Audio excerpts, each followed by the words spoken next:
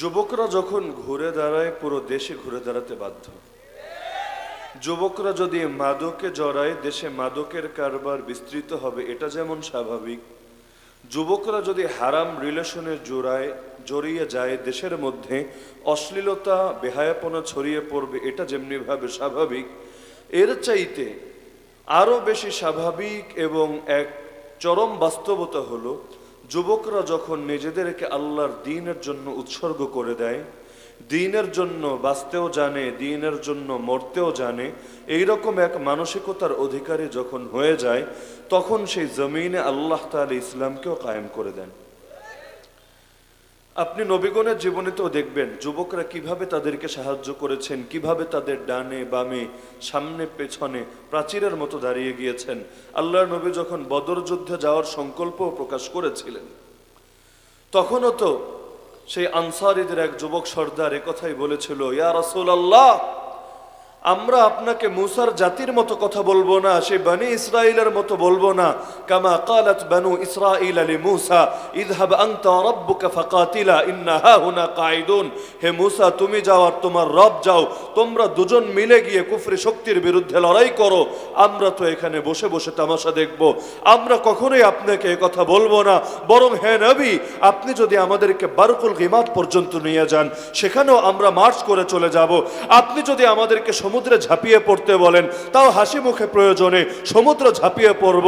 আরেকজন তো বললেন, আমরা আপনার ডানে বামে সামনে পেছনে প্রাচীরের মতো দাঁড়িয়ে লড়াই চালিয়ে যাব। তো যদিও গ্রামের বিবেচনায় দিনের বেলা আসরের পরের মাহফিল স্বাভাবিক না অস্বাভাবিক, গ্রামের মানুষ সচরাচর এই সময়ে মাহফিল শুনতে অভ্যস্ত না, তারপরও যেই পরিবেশ এখানে করা হয়েছে এটা বাস্তবেই একটা গ্রামের বিবেচনায় রীতিমতো অস্বাভাবিক ব্যাপার। কিন্তু দিল যখন আল্লাহ তাআলার মহব্বতে টইটম্বুর থাকে, তখন দিন কি আর রাত কি, মাহফিল কি আর যুদ্ধের ময়দান কি, যেখানেই মুমিনকে ডাকা হয় সেখানেই মুমিন যেতে এক মুহূর্তও দেরি করে না। হাইয়া আলাস সালাহ শুনলেও মসজিদে আসতে দেরি করে না, হাইয়া আলাল জিহাদ শুনলেও ময়দানে ঝাঁপিয়ে পড়তে দেরি করে না। মুমিন ভালোবাসে আল্লাহকে, ভালোবাসে আল্লাহর রাসূলকে এবং ভালোবাসে আল্লাহকে কেন্দ্র করে সবাইকে। ভালোবাসার কেন্দ্রবিন্দু আল্লাহ। আল্লাহ যাকে ভালোবাসেন মুমিন তাকে ভালোবাসে, তাকেও ভালোবাসে একমাত্র আল্লাহর জন্যই ভালোবাসে, দুনিয়ার স্বার্থে না, দুনিয়ার ফায়দার জন্য না। দুনিয়ার ফায়দার জন্য যেই ভালোবাসা, এরকম বহু ভালোবাসা কিয়ামতের দিন আফসোসের কারণ হবে। আল্লাহ কোরআনে বলেছেন, মানুষ আফসোস করে বলবে, ইয়া লাইতানি, হায় সেদিন যদি আমি লাম আত্তাখিদ ফুলানান খালিলা, অমুককে বন্ধু হিসাবে গ্রহণ না করতাম, কতই না ভালো হতো। অপরদিকে যারা নবীকে ভালোবাসে, আল্লাহকে ভালোবাসে, মুমিনদেরকে ভালোবাসে, আল মারউ মা'a মান আহাব্বা আনতা মা'a মান আহবাবতা, নবী জানিয়েছেন যার সঙ্গে যার মহব্বত তার সঙ্গে তার কিয়ামত। এমনকি সহিহ হাদিসে কুদসিতে আল্লাহ বলেন, ওয়াজাবাত মাহাব্বাতি লিল মুতাহাব্বিনা ফিয়া ওয়াল মুতাজালিসিনা ফিয়া ওয়াল মুতাজাওয়িরিনা ফিয়া ওয়াল মুতাবাদিলিনা ফিয়া। আমি আল্লাহ আবশ্যিকভাবে তাদেরকে ভালোবাসবো, ওই সমস্ত মানুষকে ভালোবাসা আমি আল্লাহর জন্য অবধারিত হয়ে গেছে যারা একজন আরেকজনকে আমার জন্য ভালোবাসে, একজন আরেকজনের নিকটে বসলেও একমাত্র আমার জন্যই বসে, একজন আরেকজনের সঙ্গে দেখা করতে গেলেও একমাত্র আমার জন্যই দেখা করতে যায়, একজন আরেকজনের জন্য অর্থ খরচ করলেও একমাত্র আমার জন্যই অর্থ খরচ করে। এমনকি নবী আরো ক্লিয়ার ভাবে হাদিসে বলছেন, আরে মান আদা মারিদান আও যারা আখান লাহু ফিল্লাহ নাদাহু মুনাদিম মিনাস সামা আন তিবতা ওয়া তাবা মামশাকা ওয়া তাবাওয়াতা মিনাল জান্নাতি মানজিলা। কেউ যদি অসুস্থ রোগীর সেবা করার জন্য যায়, অথবা যেই বান্দাকে আল্লাহর জন্য ভালোবাসে তাকে দেখতে যায়, আসমান থেকে ফেরেশতা ডেকে ডেকে তাকে বলতে থাকে, তোমার জীবন সুখের হয়েছে, তোমার পথ চলা সৌভাগ্যময় হয়েছে, আর জান্নাতকে তুমি নিজের ঠিকানা বানিয়ে ফেলেছো। কেন? আল্লাহর জন্য ভালোবাসে সে, অন্য আমল কি আছে না আছে সেটা না দেখেই এত ফজিলত কেন দেওয়া হবে? আরে ভালোবাসা একটা ন্যাচারাল বিষয়। এই ন্যাচারাল বিষয়কেও যে শরীয়তের সামনে সঁপে দিতে পারে, বাকি জিন্দেগি সে চোখ বন্ধ করেই নিজেকে শরীয়তের সামনে সঁপে দিতে পারে। যে জান দিতে জানে, যে ন্যাচারাল গুণগুলো দিতে জানে, সে সবই দিতে জানে, দুনিয়ার কোনো কিছুই তাকে ফিরিয়ে রাখতে পারে না। একবার সেই দৃশ্য কল্পনা করেন না, হুসাইন রাদিয়াল্লাহু আনহু মাথাটাকে কেটে ফেলা হলো শরীর থেকে। সেই মাথা যেই মাথায় আল্লাহ রসুল সাল্লাল্লাহু আলাইহি ওয়াসাল্লাম নিজে চুমু দিতেন, সেই কপাল, যেই কপালে রসুলের স্নেহের পরশ বিদ্যমান ছিল, শরীর থেকে আলাদা করে সেটাকে বর্ষার আগায় তুলে উপরে উঁচিয়ে রাখা হলো।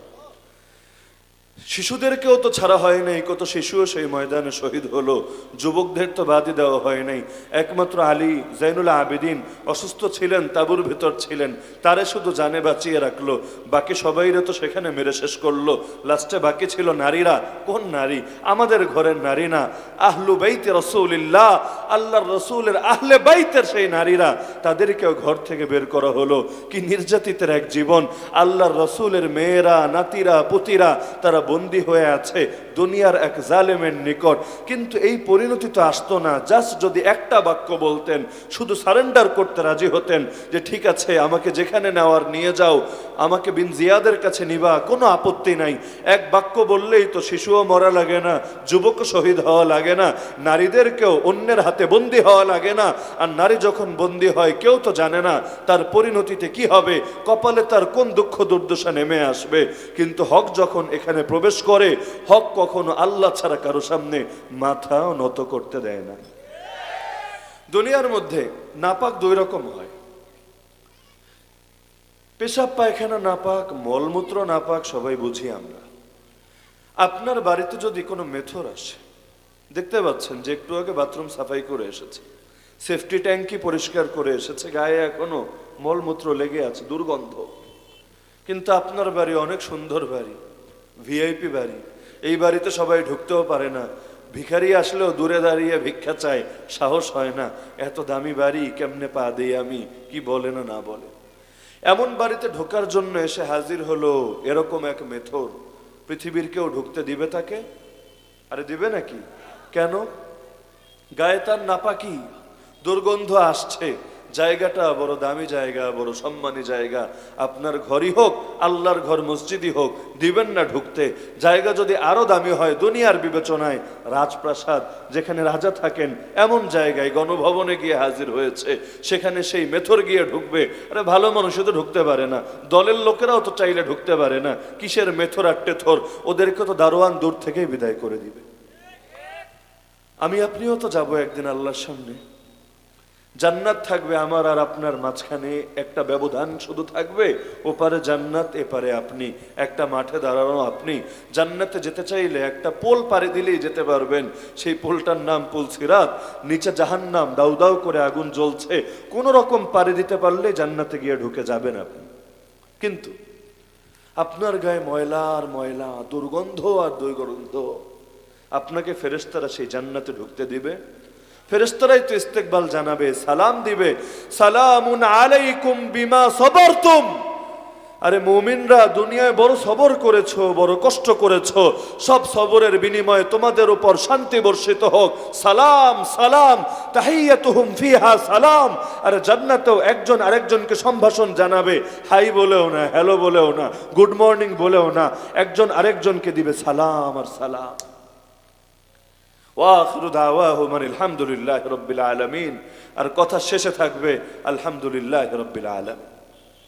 তো সেই সময় নাপাক শরীর নিয়ে যারা প্রবেশ করবে, দুনিয়াতে পাক করতে পারে নাই নিজেকে, নাপাকের মধ্যেই ডুবেছিল, আল্লাহ তাআলা দিবেন তাদেরকে জান্নাতে প্রবেশ করতে।